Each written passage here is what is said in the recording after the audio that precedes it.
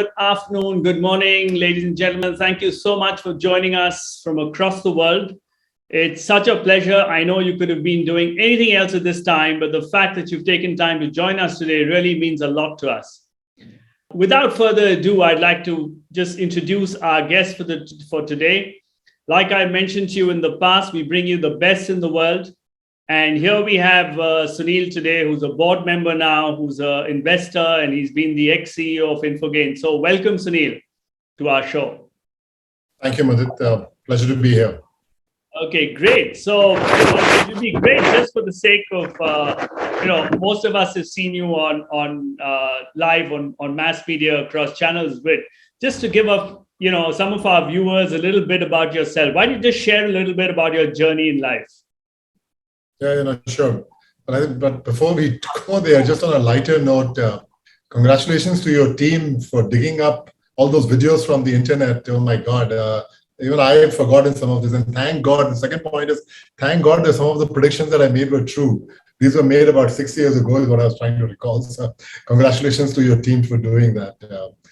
The question is, who am I and what's my journey? As I like to say, I'm like any other person that you come across. I'm the next person next door to you. That's who I am. Started my life in Bombay. Came from a family which unfortunately lost almost most of his wealth, or almost all of his wealth, very young. Lost my dad very young. That had obviously a deep impact on me as a person and as a family. It came to a point where I didn't even know whether I'll get educated or not. Unfortunately, it was a harsh time for us. But I had a very strong mother who's also been a mentor and a strong driving force. And she just made sure that I passed 12th, frankly, and then I worked from 12th to college and got my degree, and then was lucky enough to go to an MBA school as well. So it was like anybody else. The only good thing I think which worked for me was I was always willing to learn. I was always willing to put in the discipline, because I always knew that I was never the best. So I always had to work a little more harder to become the better than everybody. And I thought if I just work a little more harder, then hopefully I'll beat everybody who's far more intelligent. At least that's what I thought, intelligent than me. And then you realize there are multiple forms of intelligence, but that's a different topic for another question. So yes, I did that, and then joined Accenture, who frankly taught me a lot of basics of life. Then got headhunted, went to Thailand, completely from a management consulting business which I was running in India. Went to a completely different industry, which was finance, investment banking, things like that. Did very well with them, and then started trading oil. For many people don't know about me, but I used to trade oil for a living, and I went to Oxford for a month to learn how to trade oil. And then, from there, I joined IBM and learned technology sales, and all of those good things. And then, somewhere in that journey, I got a bug to become an entrepreneur because of my oil trading background. And I tried multiple ways to, actualize my thoughts and my dreams of how to become an entrepreneur. But most of the ideas are, frankly, far too early, or probably too grandiose in hindsight. And just to give you an example, in 2003, I tried to put up a payment gateway system in India. It was very, very early. 2004, I thought of putting 10,000 ATMs in India. Again, very, very early. In that, what I should have really done is I should have opened up a hospital and put up a diagnostic center, and that would have frankly made a lot more money, but that's another topic. And from there, I decided to leave a very, very high-paying job. I was very senior at IBM in Singapore. I used to run part of the region for IBM and financial services. Left the comfort of all of that and decided to go to the US and work there for a couple of years, because I had heard that if you go to Palo Alto, something magic happens to you in technology. And that's what I did, packed my bag and frankly went there. 2 years later, 2011, I stepped out of the comfort of a paying job and went and, fools go where angels fear. I went and put money and bought a stake in a public listed company in India, which was very small, which was undifferentiated asset. And it was 15 million in revenue, less than 20 million in valuation. I turned it around 4 years later, bought that company out, reverse merged into Infogain, which we also bought out. And yeah, last year we sold it for a near unicorn levels, almost $1 billion. So yeah, so it's been a great journey from that perspective, and very happy about the step that I took. And as a part of that journey, built Infogain is now known among the top 50 companies in the world. In fact, the top 30 companies in the world in our space. So we're very, very proud of, and very, very happy to get the results. A little bit, I have, I should, that doesn't complete me. I have two kids, a boy and a girl, very, very blessed that they talk to me and we are good friends. I have a wife who's passionate about acting, passionate about directing. She has found her calling. She's an actress and she direct plays and she does a lot of work for charity. So blessed that we all have good health and as a family unit we are together. So yes, that's who I am. Okay, great. Thank you so much, Sunil, for being so vulnerable and sharing things that I'm sure a lot of people here can probably get inspired by. That not everything that is gold, but there's a lot that goes through life, and people go through various phases. So for those who are going through a tough phase, I mean, I think it's Sunil is a good example of how to move out from adversity and into abundance. And so thanks so much for doing that, because what we don't really see around in the world is we only hear about the success stories, and there's so many other people at various stages of life, and sometimes circumstances are not kind or whatever, but I think yours is a story where you really had to battle things. I mean, it's tough. So thank you so much for being so open and really helping our viewers sort of get a feel of what it takes.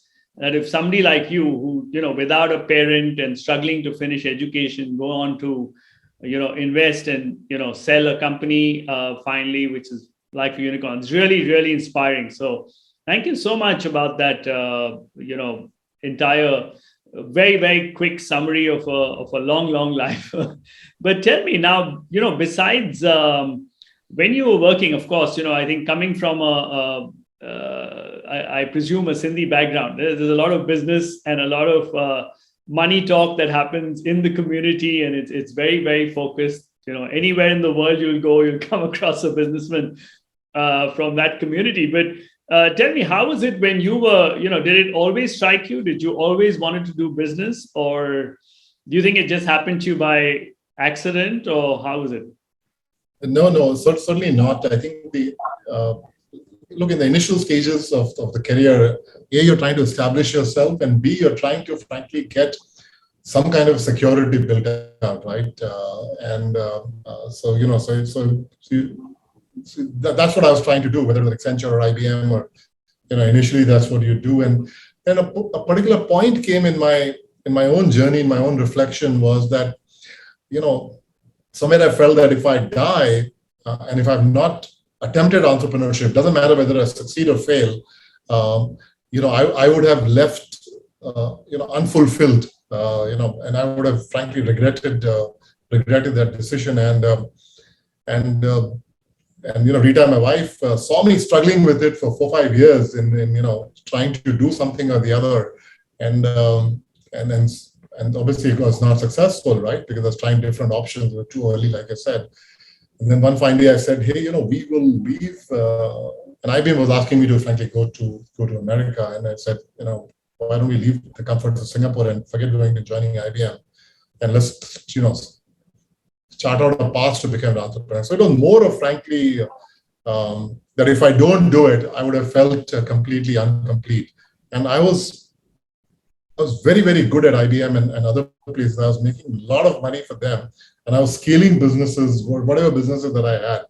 And I said, hey, there must be a way for me to, monetize it one way or the other. So I think those were frankly the two factors that led me to entrepreneurship. Great. I mean, I think the line that I take away there is there was this deep calling that you felt that if you passed on and you hadn't done this. So this is one of those big things, not just a bucket list, but a whole, which was there in your life. It's very interesting you say that, because, when you work as an employee, right? So Accenture, IBM, it takes a different mindset. Or do you feel that that same entrepreneurial mindset helps you, because when you're in an organization, you have to work within a certain set of rules, and it's fairly tight, compared to the absolute, width of operation, right? In entrepreneurship, there's no salary check coming at the end of the month, right? So what was it? I mean, how did you feel? Because you've done, Accenture, oil, come back so there's been a bit of a curve. Just take us through, how you sort of navigated things. So, in reflection, I mean, every, I would say 7-10 years, one changed industry, right? Like I said, you were a management consultant, most of it was strategy consultant. In hindsight, we were trying to give gyan, so to speak, with a lot of PowerPoint, but thankfully some of the reports were actually actualized. But I did one project for Anand Mahindra, and I met him 10 years later, and he actually remembered that, and he actually executed. So that felt good. But from there to oil was a completely different jump, and from there to finance was a completely different jump as well. And in hindsight, because I had a mindset of, and now I call it a mantra, which is that, I say, be a learning machine in a machine learning age. And if you're not learning always, and if you're not reinventing yourself always, I think I would have never been successful. The only reason I was successful, A, I was reinventing myself, and B, in hindsight, I have certain tools which I try to articulate, and maybe we can talk about those tools, which finally helped me. And that's after another thing which I did, how it came to my mind. I actually wrote a book, and I only wrote it for my kids. When my daughter graduated, I wrote her a book, life lessons from a father. So, but the idea really was that I think you have to be a learning machine and have a hunger and desire to succeed. That's the only way you're going to, move from one industry to another and succeed. Otherwise, frankly, you will never. Okay. Great. I sort of heard, one, reinventing yourself, learning, which is very much like having a growth mindset, right? Yeah. Mindset. And the third thing you talked about was tools. Why don't you tell us some of those tools that you mentioned that you had in your life? So just as a part of that, other point is to dream big, right? So you have to reinvent yourself, but you also have to dream, and you have to have, happy are those who dream dreams and are ready to pay the price to make them come true, right? So just by dreaming is not good enough. You have to dream, and then you have to be willing to pay the price and sacrifice to make your dreams come true. So I think that's I would love everyone to take that away as well. I think from the tools perspective, 2-3 things. One, I think, which was there in the video as well, which you managed to get. One is that I think your thoughts are everything. So what do you think, you become.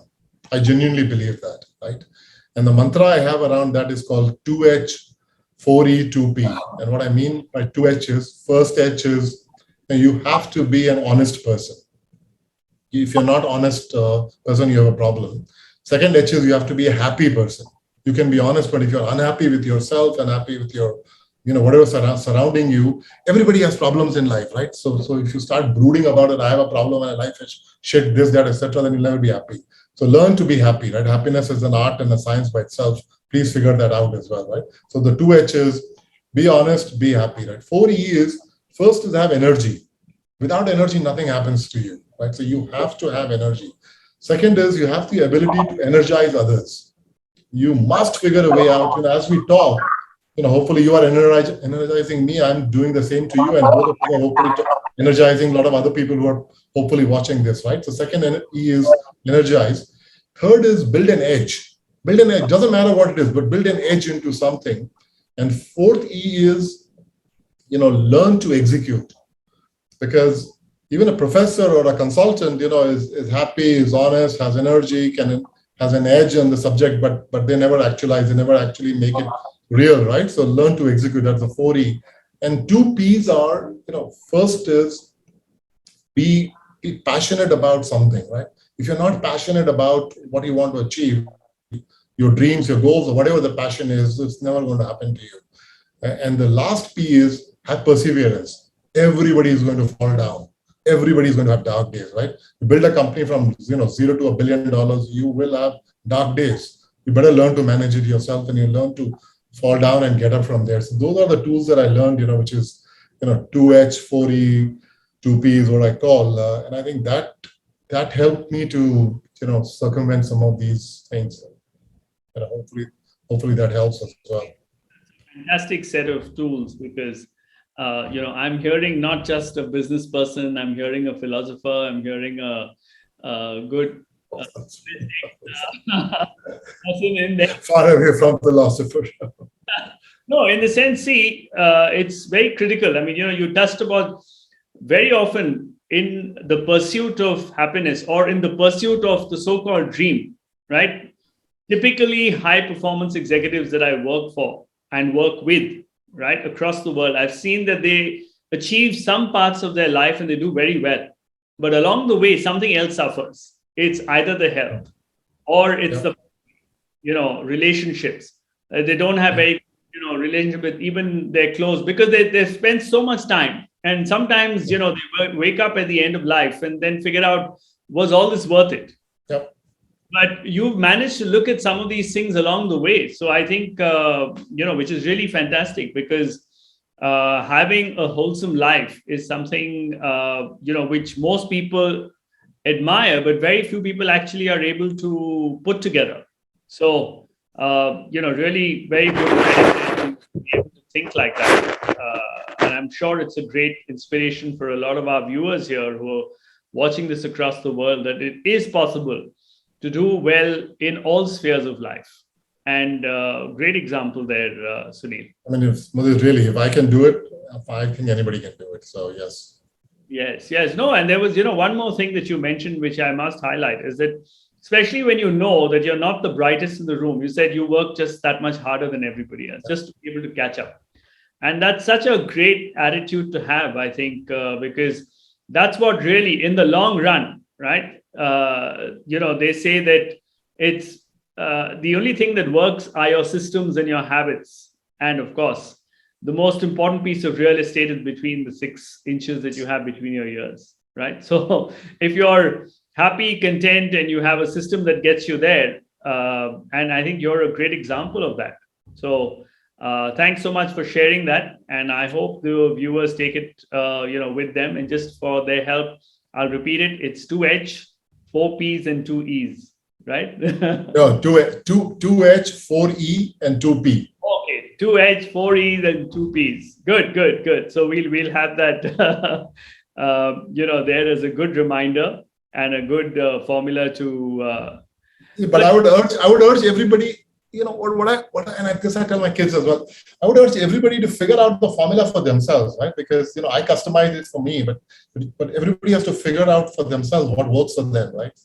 It's probably not one size fit all. So I would urge everybody to reflect and figure their own formula out. Yes, that's true. But it always helps, Sunil, I feel, sometimes along the way, because you're a little ahead of the curve in terms of either age, experience, or whatever. It serves as a good role, a good guide for people to think about it. Because at the end of the day, yes, like you said, everybody, has to figure this out for themselves, because everybody's experiences and everybody's life is different. But having a pole star or having something that, can guide people is, I think, important. And that's why I feel that it's great that you share this with everybody. So tell us about the early days, right? So we talked about, when you're working in an organization, right, there's hierarchy, there's systems, and, you're not the only one in that system, right? You know what I'm saying? You can set the vision and you can have a whole team there to execute it, right? And then you move into an entrepreneurial world. So tell us about that shift and, the challenges and what you learned and how was it different from an employee to an entrepreneur? Yeah, no, I think as an entrepreneur, you have to learn to manage your stress, because suddenly what happens is you realize that, like, the company that I took over very quickly became 400 people, 400 into, let's say, 4 families for 1,600 people. Now you start worrying and making sure that there is cash flow so that you can give monthly salary to everybody for all the 400 people that you have on your payroll, right? So, then you have to learn to manage that stress, at least in the initial days of entrepreneurship.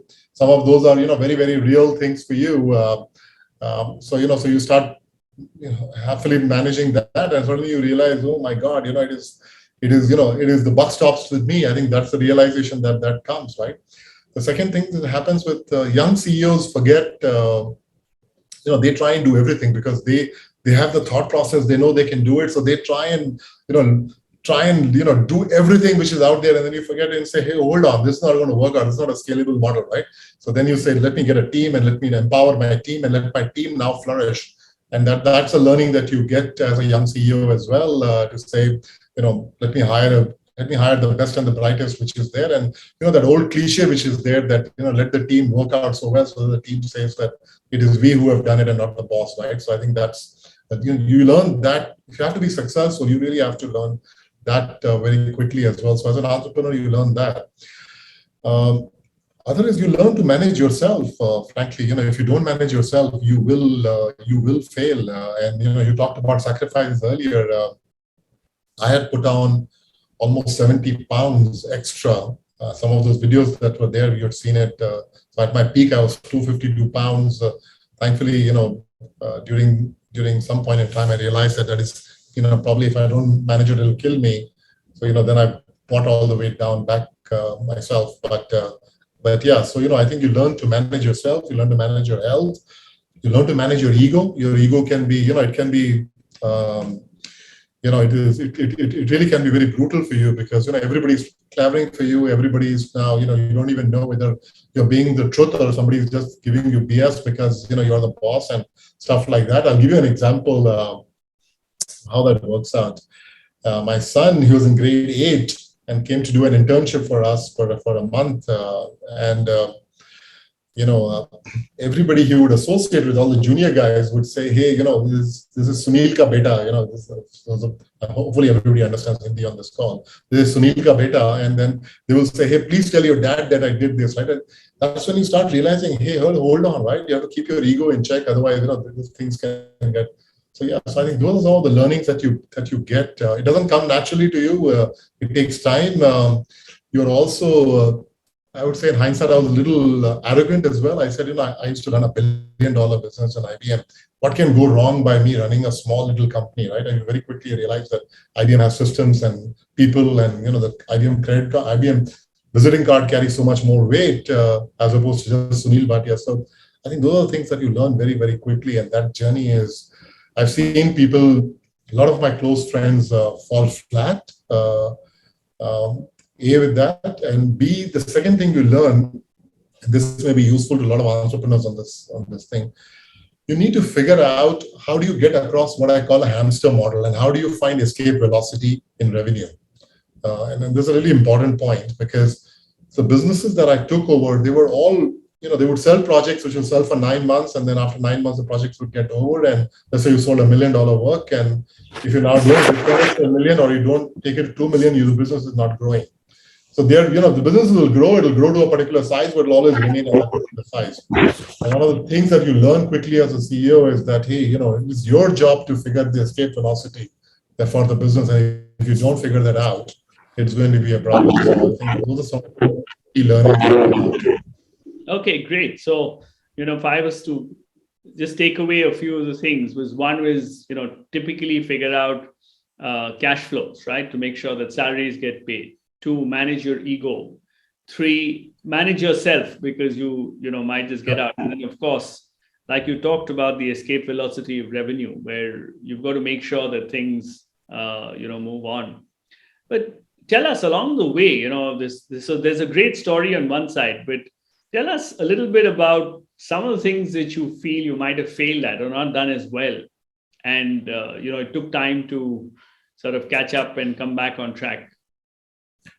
So two maybe I'll give you one, which something which happened to me outside of my control, and something which was probably in my control, right? So the first thing which happened to me is I left IBM. Remember, a very, very great paying job from Singapore, go and move my family to the US and join Satyam. And 1 year later, I grow the business for Satyam, and Satyam blows up in our favor. Satyam decided to, when Satyam has unfortunately a bad story. There was a fraud and stuff like that, right? So Satyam decided to close down. Now, by then, I'm running a large business for Satyam out of West Coast, and I have at that time a little over 4,000 people reporting to me. And now you're worried about making sure that those people find stuff. And so in that context, and I could have easily left Satyam and joined IBM or Accenture back again, but they decided not to do it and decided to face that adversity head on. And so two, three things from there, which I felt very good about it in hindsight later. One was that there were two engineers whose wives were delivering, and for a few days, our healthcare in US was not working. If the healthcare doesn't work in the US, if you go to a hospital, they need money from you.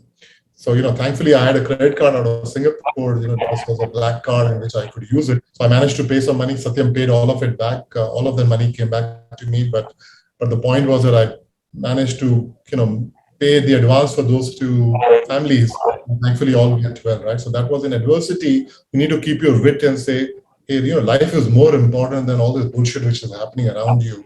And you will survive. You and your next 7 generations are not going to go hungry just because if your payroll doesn't come for a few months, right? So I think that was one thing which in terms of failure, the learning to me was, keep your mind when everybody else is losing, right? So that was one thing which I would say from the failure that I learned.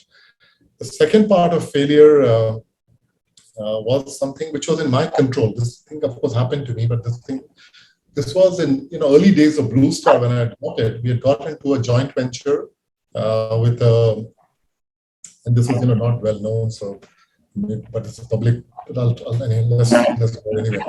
It was a joint venture in the US with US customers and party, and we were responsible for keeping the books and finance and stuff like that. Unfortunately, our folks were sitting in India and they were trying to apply Indian mindset of how to manage and keep finances and books in a US entity. And in hindsight, I should have seen that earlier. And it came to a point where our partners felt that we were not, holding our end of the bargain, and we were probably not keeping the books clean, and there was, and in that process, I went up to the owner of that business and said, hey, hold on, right? We know you're uncomfortable here. Why don't we just call KPMG or Grant Thornton or E&Y or somebody like that, and let's just, let third party independently verify this. And I'm sorry that it's come to a stage where you even feel that. So the point of there was that it was in our control. I should have, forecasted that the way we managed stuff in India is very different from managing it in a very different culture. But then I was an early CEO, young CEO, and these are the mistakes that you make, and hopefully we learn from it and we never made that mistake ever again, right? So. Great. So I think some good lessons there, that life is more important than small time hiccups, and you need to sort of keep things clean and build trust along. But tell me that today there's a lot of good or bad. I would say it's great in a sense that so many startups, and now there are so many unicorns coming across. So there are a lot of people who are working, who are as executives, and there's this big bug of let's try and do something, and especially in the startup space, or get onto the entrepreneurship journey. And of course, we hear this only the good story, right? We don't hear all those that never ever really made it. So Sure. What would you say to an employee today if he was going to, thinking or harboring notions about getting onto a startup or an entrepreneurship journey? What would your advice be? So this question gets asked to me a lot, right? And a lot of people come and ask me, should I become an entrepreneur? And my answer to them really is, please don't. Because if the question is, should I become an entrepreneur? You're not ready for it. You're not, in your mind, you're not made the transition. When people come and ask me, okay, I want to become an entrepreneur, this is my business plan, what do you think? Or this is the idea that I have. Now I'll sit with them and engage with them, and I'll encourage them to become an entrepreneur, right? So what I'm trying to say is that have a filter with yourself and ask yourself, is it just nice to have, and you feel that, there is a FOMO, the fear of missing out on something that is happening? Is that what is really driving you, or is it genuinely that you really want to be an entrepreneur? And you have to ask yourself, why do you want to be an entrepreneur, right? So I think that's point number one. Point number two, I think everybody should be an entrepreneur. And I think the way the world is moving and the way the economies are moving, everybody will become, a lot more individual contributors are going to be there. So I think everybody should try and figure out to be an entrepreneur. And you don't have to become an entrepreneur. And I've seen this struggle with a lot of people, right? They try and think very big and they try and think of all kinds of variables, right? You cannot optimize all variables in the equation of life, right? It's not possible. At least I don't think it is possible. It's not possible for me. So you have to learn to live with some ambiguity along the way, right? All variables in your life of the equation are not going to be worked out, right? So if you really want to be an entrepreneur, and you don't have to be an entrepreneur trying to create the next Uber or a next Google or a next Facebook, right? You can, very simple ideas, right? I have friends who are consolidating laundry businesses, dry cleaning businesses in the US. They are just going and buying multiple dry cleaning businesses all over town. That's all that they are doing. And then trying to bring economies of scale by, instead of, two people sharing one particular, steam engine or whatever, they're trying to make it an institutionalization of the whole thing, right? There are friends of mine who are just going and consolidating small bookkeeping and accounting, 3-man, 5-man, 7-man, 10-man shops. In fact, in Singapore, Jakarta, and Philippines, and things like that. And these guys have made tons of money themselves. So the point is, really ask yourself that why do you want to be an entrepreneur? B, don't have to think very grandiose plan, and C, start small. Start somewhere and be it. And my only other thing I would say, a lot of people confuse entrepreneurship by trying to become rich. All right. Now, becoming rich is a science. It's an art and a science, I think, but it's also a science, right? And that can be figured out. So please don't confuse the two. Slightly long answer to that question, but hopefully that helps. Yeah. Actually, it's there's a lot more that people would. I mean, you tried your best, right? One is what I heard was you need to be mentally ready, right? To have already made that transition, right? Two, I heard was you don't have to be have the most grandiose plans, but you can do anything. Start small, but get onto that. And third was your advice in terms of the world changing into more of a gig economy, as in people doing things independently, because maybe the social systems may not allow that kind of security, right? I mean, in terms of there's so much change happening. And more than that, I'd say AI would probably come in and replace all the repetitive jobs, right? That's what they say, that's 70-80%. So it's a reality. It's creating new jobs. It's creating new jobs. You need to figure out how can you add value in this world, right?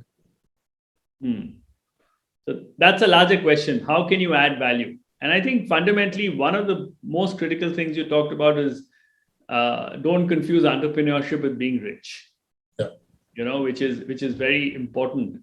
But in terms of any other preparations that people can do, what kind of cash flows to keep around? Is it something that you prepare the family for, or is there anything? Because things don't happen, right? Nothing's going to change. You might in 6 months' time you burned the candle and still nothing has really happened, right? So what's the kind of some kind of ballpark advice, if there is at all? So there is statistics, and this is I'm based out of San Francisco. So this is San Francisco-based statistics in the Valley, which is that entrepreneurship for startups, etc., the average age of a person is 45 years. Right? It's as much as it looks like that people leave Harvard School and come out of it and start Facebook. That's true, but then the average age is 45. Right? So there are a lot of people obviously at 50 and 55, and a lot of people at 35 as well. So that's point one. The point two there is, and I started becoming an entrepreneur at 42. So that is also from that. But at least in my goal, what I did is I sat down with my wife and I said, this is one house, and this is, thankfully, we are blessed to have 2 years of our savings. Nothing that will go wrong. Something went wrong. This is 2 years. And then the rest of the money, I took it out and said, I'm going to invest in the particular business, right? So if you are in a position in which you can at least cover your family for a year, I would say, then what is the downside that you have to lose, right? Yes, you lose your time, But frankly, your experience that you have gained will be a lot more valuable to the to the companies that you have gained. So, but I would say, yeah, people in either started that, or I have friends who started off right out of college. And there's a friend of mine who now has, I think, 80 or 90 trucks, something to that effect. Where he left college and he said, nobody's going to give me a job, and I'm going to start this freight forwarding business. And he did that. And, in 25 years later, he has whatever, 80, 90, 70, some kind of a large number of ships. So I would encourage you to think through that. Okay. So if you can, from what I hear is, if you can keep some money aside for at least a year, right? Yeah. Before you get onto this journey, because you don't really know how it's going to pan out. Okay. Especially if you have a family and a child and things like that, then think through that. And very interesting that you brought out that the average age in the Valley is 45. One tends to think, a lot of people think that it's a lot younger. And, you often see statistics of that more than 85% of startups don't really make it more than a few years, and then they actually fail. So perhaps there's something. What do you think is the reason for that? I'll speak from the Valley perspective and not from the India perspective, because India also has so many startups now. I don't understand the ecosystem that well. So in the US, at least, they're genuinely trying to change the world. The kind of ideas that they have is, they are so far out and so bizarre sometimes that they really are trying to do things which are really, really out there. And risk, if you fail, it is not considered negative for you. There are many, many people who, when you go to parties in the Valley, many people will say, "Oh, I'm now on my fourth gig or on my fifth gig. My first one was success, but next two were failure, or my first two were failure, my third was success," or things like that, right? So it's very, very normal to say, and people shut it down very quickly, right? There is no ego that, oh my God, I came out with this idea, I took people's money, and the whole Valley, the whole ecosystem is like that. Even the venture capitalists will come to you and say, "This is not going to work. Let's just shut this thing and let's move, or let's hive off whatever we can and let's start something else," right? And then people do that all the time. So I think they are trying to, the kind of problems they're trying to solve, I think, are fairly large. Some of it works, some of it doesn't work. And B, there is no shame in closing down and moving to the next venture. At least the Valley system, the ecosystem allows you that. In our Indian context, people associate, if I have a company and if it fails, they associate it personally to themselves. In the Valley, that's really not the case. So basically what I heard was that I think the culture there in the Valley supports failure, and people can wear it as a badge, and unless you fail or you haven't tried enough, so that helps. But tell me, just from your own journey, right? So when you moved on and you first started investing in, you said you invested some money in a small company, and then you went and bought up a larger company. So tell us about, how does that work? How does a smaller company take over a larger company when I guess there's obviously injection of capital, or how does it work? What is it that? So obviously all of it was not my capital that went to help to, I went to investors. In this case, I went to a private equity, one of the large private equities out of India called Chris Capital.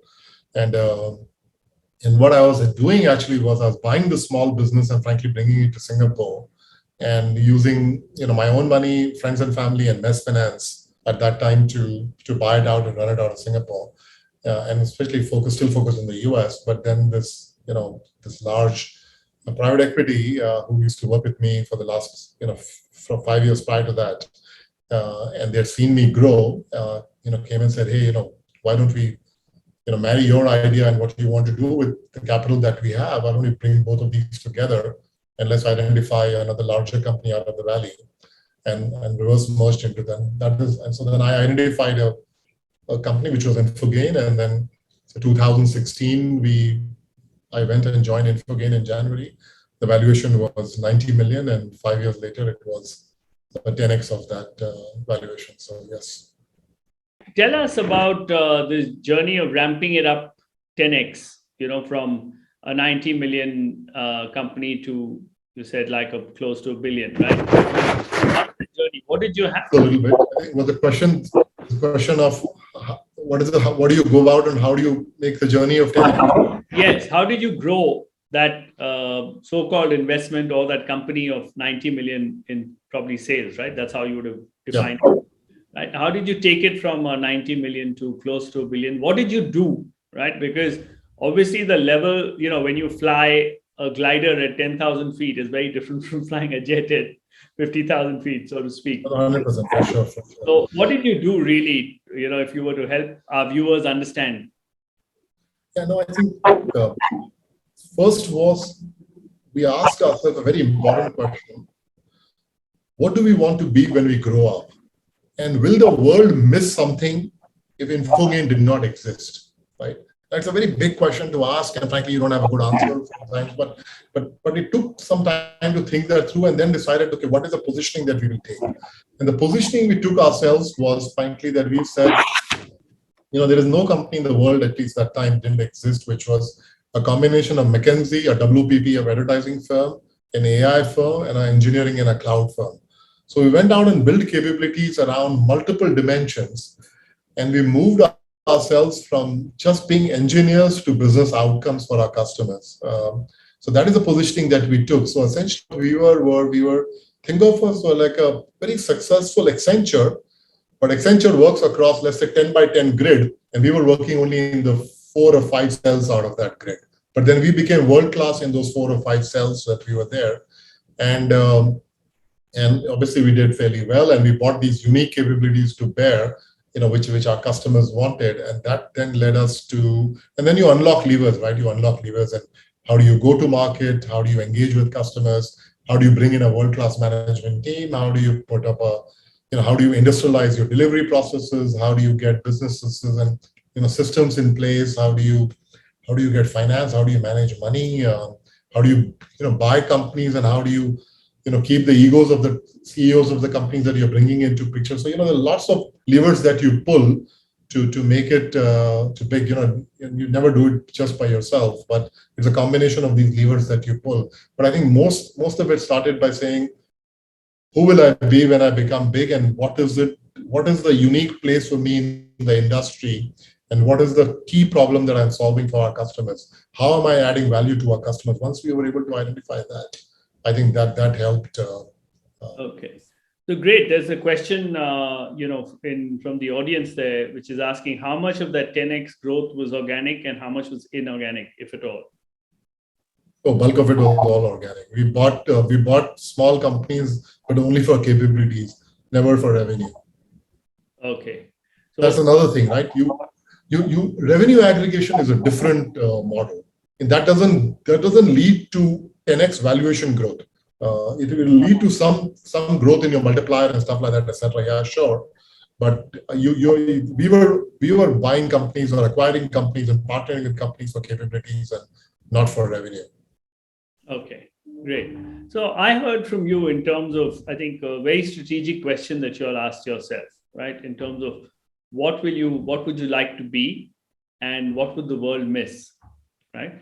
And you talked about something very interesting. So you had a McKinsey, which is, I guess, very high intellectual capital, and you have, engineering. You have, I heard you mention advertising, right? In terms of so design thinking, right? How do you bring design thinking to the Okay, fine, great. So design, intellectual capability, and then you said you are AI, cloud, and AI and cloud. AI, cloud, and so. What would you apply this to when you talked about these 4-5 sectors? What would you focus on? Sorry, the question is applied to grid, right? You mentioned about this grid. You said that at Accenture we operate, in a space 10 by 10 grid, 10 by 10. So, right? so the industries we decided to be in be better at. One was travel, other was in insurance space, in healthcare, and in the retail and consumer space. So travel, logistics, and And how did you pick these companies up? Were they high growth areas, or did you just feel that? Some of it were our existing customers were there, and we decided to just double down and focus focus on our customers, right? And based on and we started building capabilities and bringing capabilities to bear to what our customers need today and what our customers will need 2-3 years down the road from us, right? And that's how we started building those capabilities. And we also said focus. Very, very important point again, from an entrepreneurship. As an entrepreneur, most people say, let me go and chase this revenue, let me go and chase that revenue, blah, blah, blah. It's, contribution margin all falls down, all BS. You have to focus and you have to be in your lane all the time. And even within US, we said we will work on the West Coast and frankly, Texas initially, before we decided to go and, conquer the rest of the US and stuff like that. And there was a lot of, push to say, let's go to Europe in a big way, or let's go to Australia, the other market where nothing doing, right? Let's just focus on the big markets that are already there. Oh, great. So I think focus, don't try and boil the ocean, right? Stick to what you can do. It sounds very simple. It's so hard. It's so hard for an entrepreneur to do because, there is an immediate revenue, which is immediately coming to you. And, how do you say no to something like that, right? So. Yes. No, so very interesting point that you brought in terms of focus, because so what were the things you said no to be able to do the things that you wanted to do? Oh, many things, in fact, that's another thing you have to learn as an entrepreneur and a CEO and a leader, right? You have to learn to say no to 8 things out of 10 things. So for example, we said no to geography expansion other than the areas that we were in. We said no to industry expansion. Like, I'm a financial services guy. I used to sell to banks and we said, no, we will not go and sell to the banks. I'm not going to go to New York and compete with everybody and his aunt, which is already out there, right? So that was the second thing we said no to is in the industry. Third, we said no to low end of the business. Initially, of course, we used to do it, but as we started growing up, we started saying no to the low end of the business, and we said we'll only focus on the high end of where the value add is and where the rates that we get are much more to our liking, right? So we will not do what TCS and some of the other companies would do. We will go at a much higher end of the spectrum. So you have to learn to say no to many, many things. Okay. Again, very hard. We said no to RFP. If the customer sends us an RFP, we will not respond to an RFP. If you're responding to an RFP, you're already too late. So so lots of things that we said we'll say no to. Yeah. Oh, that's amazing. I mean, it's probably very tough, right, to convince everybody and your board as to why you're saying no. But did they buy that easily, or? No, I mean, it takes time. You also, you with the board. I mean, working with the board is another deep subject by itself. But you have to build trust, right? You have to build trust, and you have to clearly articulate your reasoning why you're doing what you're doing. And there are smart people on the other side of the table as well, right? So you sit with them and you engage with them, and then you do it. Yeah. So okay. I think that's focus has been probably one of the areas why you've actually been able to succeed, from what I hear, right? And a world-class team. Frankly, we really had a world-class team. No man is an island, right? You surround yourself with the best leaders out there. Yeah. Some of these capabilities are very diverse, right? So let's say design thinking comes with width of and a perspective of seeing things from a very different way. And then you have the high-end consulting. So you have people from different areas, right? AI, cloud. So what were the challenges of getting people together? It's a great question, and it's a difficult one to answer because humans are humans, right? All of us have egos. All of us, have our pride, and all of us have our own way of doing things, which has worked for us in the past, and we've become successful with all of that. So yeah, I think the best way to work is to say, finally, what are we trying to solve for the customer, and you keep the customer at the center of all arguments, and let customer dictate to you what you should drive and what you should win. I think that's when everybody else's egos can keep in check, and because otherwise there's also a push. We should sell this, or we should sell this. Like, you don't sell anything, right? Let the customer ask, or customer need what the problem that you're trying to solve, right? So it's not I will push this or I'll push that, right? The old cliche, right? If you only have a hammer, then everything else is a nail, right? So that's how the philosophy that works. You ask yourself, what is the problem that customer has, and how can I best solve that problem? And then keeps everybody's ego in check. Okay, great. So solve for the customer. I think that's a great. It's all for the customer. And then maybe one other point is that, see, all of us are driven, and this is a very important point, right? When managing teams, all of us are driven by incentive structure. So you have to make incentive structure which is fair and transparent for everybody, right? Because if there is nothing in for me, I'm not going to live on fresh air and your smile and blah blah blah, etc. Right? There has to be an incentive structure which rewards. If I put in work, then I should get rewarded, right? And like I used to say to my colleagues in Hindi, I used to say a gada and a ghoda has to be rewarded differently, right? And you have to be really harsh about it, right? If there is a stallion, you shall reward the stallion a lot more than you will reward somebody who's not pulling the weight as much as it's possible, whether you like it or not.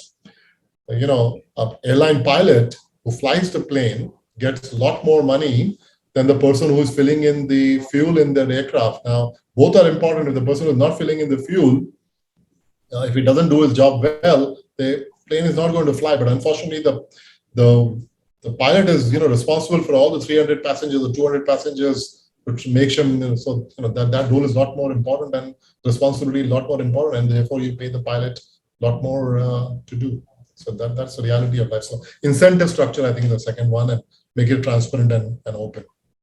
Okay, so customer incentive structure and transparency. Yep. And you also mentioned this question about CEOs coming in from different companies. So would you get them all onto your leadership? Yes, absolutely. Yes. And find a way to integrate all of them, or how? Yeah, you get them into your core leadership team, and you help them to excel, and you help them to grow, and you help them to, all founders have their own dream, right? And if they're selling their company and coming into your platform, then the only reason they are coming is because they believe that they will flourish more. So you really have to give them space and bandwidth and tools and energy and access to your customers to make them flourish as well. And we were very successful. We were known for doing that extremely well to all the others. I was actually a lot more cognizant of that, that if anybody is joining our platform, and if any founder is coming and joining our platform, we have to make sure that they will flourish. Okay, because in life don't shortchange people.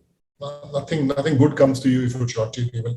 You will win that day, and you'll probably win $2.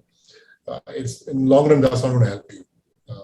The point of the 2H, right? Be honest, right? If you're not honest, bad things will happen to you. Okay, good. So I think there's some healthy learnings there where when you get people and let them flourish in a transparent way and clear incentive structure, and most important, a certain degree of honesty. So tell me, between 2016 and I think you exited, if I remember, sometime last year, right? Which is 21. So it was 5 years. How would you have categorized each of the years, and what did you do? And, at what stage did you think, okay, now it's time to exit? I mean, we'll come to that question. First, let's just see how you ramped up, right? Because I think so. Look, when you put two companies together, and you bought it from another founder, and the founder is also there. So the first period goes in trying to, get the ship straightened out, right? You need to get the right management team in. You need to get the people. You need to go to the customers. Now tell them that there is Infogain 2.0, not Infogain 1.0, which was working. It's going to be a different Infogain. You need to start working on the culture of the employees, to tell the employees that it's a different mindset that we are bringing. It's not the old mindset of the Lala company that it used to be. Now it's going to be a more professional mindset. So, initial, I would say 18 months, you start working on the customers, you start working on the management teams, you start replacing and getting the right people there, and you start working on the culture. And you start working on certain basic systems and processes, etc., that you get. So those are very foundational years for the first 18 months that you do, right? And you make sure that the foundation is really rock solid before you can start jumping.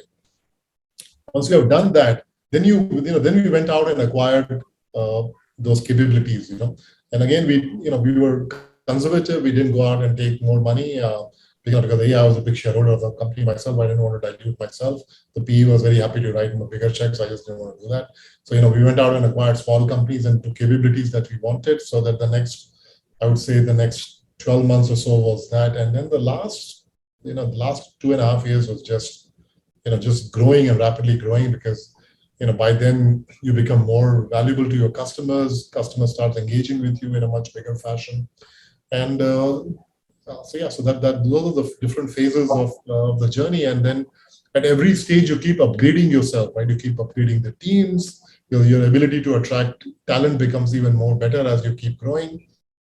Your systems become better. Your ability to engage the ecosystem of bankers and partners, and this, that also comes with scale. So, you work on that as well, your alliances, partners, and your things like that. So, so you engage that external world a little more better. Your marketing becomes better. Economic Times and CNBC and Bloomberg suddenly now start opening up to you, which sometimes they don't do. Otherwise, if you're too small, so good things happen to you as well, right? So you have to start leveraging each of those functions as well. And from the second question was exit. Is that the question you asked? Because it's 5 years, right? So from what I heard from you. So look, most private equity firms have a 5-year period, right? They need to exit as well, right? So and so that was there, and then and I've been now CEO for 10 years, and I also decided that look, I should now start another. I have to now upgrade myself from being a CEO to somebody else now, right? So now I'm in that journey to say, okay, I've now been a CEO. I'm done with that. Now I'm going through a journey to become. So I'm now in a journey to help entrepreneurs succeed, right? So my next venture is going to be something to that effect. Watch out for that space in the next, hopefully 12, 18 months. I can announce on that, right? Oh, fantastic! I'm trying to follow my own advice and trying to think big and trying to think different and trying to start small and trying to do that. So hopefully in the 12, 18 months I can announce that. Yeah. Oh, fantastic. And we're all going to be looking forward to that. And I know you're mindful of the time that you have. So if there's any last, words that you'd like to share before we reach the end of the show, what would you like to share in your whole journey to youngsters, to entrepreneurs, to? I think 2-3 points I would say. First, learn to manage yourself. Now whether that is through mindfulness or through, whichever, whether it is through Tai Chi, yoga, Pilates, whatever that works for you, right? Find what works for you. But first, learn to manage yourself, and by managing yourself, learn to manage the space between your 2 ears, right? As I said, your thoughts are everything. So I would say first, please do that, right? Second, ask yourself, what is your life goal? And Rita and I, we write down our 5-year goals every 5 years, and because that's the only time we can see forward. So I would say, please ask yourself, what are your life goals and what are your 5-year goals, right? And try and make it as clear as you can. Obviously, when you write your life goals, some of them are going to be vague. Yeah, fine. But truly, in my case, I felt that if I did become an entrepreneur, I would lose out. So I would say that is the second thing that you start thinking through. The third, I would say, is be a lifelong learning machine. Like I was saying, be a learning machine. Not good things will not happen to you. Fourth, I would say, is communicate to win. You have to learn how to communicate better with others and build the confidence and trust of others when you speak. So learn something like that, right? And then, as we were discussing earlier, right, becoming rich is a science. Figure that out for yourself and learn to be happy. Life is too short to become sad and ill and stuff like that. Right? Shit happens to everybody. Nobody escapes that. So hopefully all of that helps. No, fantastic. So thank you so much. We're exactly at the top of the hour, and I would love to have continued this, but I know you have another call coming. So thank you so much, Sunil. It's I think I will take away a lot of what you said. Not just because of being an entrepreneur, but a lot of what you said is works in the space that I do, which is that of being a coach and mindfulness and all of that. So it's great if people can actually implement any of the things that you said. Managing yourself, because I think this is what takes people across. Having goals and setting goals within your family, which is excellent, because then everybody's moving in the right direction. And despite the ups and downs, right? So they say typically in an entrepreneurial world, within 5 minutes you can go up or down because the decisions have changed, right? From being a startup to a grown up, it's a big journey. So thanks so much for that, and it's really good, very pearls of advice, and thank you so much. And I'd really like to thank all our viewers from across the world. I know I can see people from Canada, from the US, from all over joining us. And Mudit, congratulations again for doing this. I'm sure this is benefiting a lot of people. So thank you so much again, and we shall meet Pleasure. again.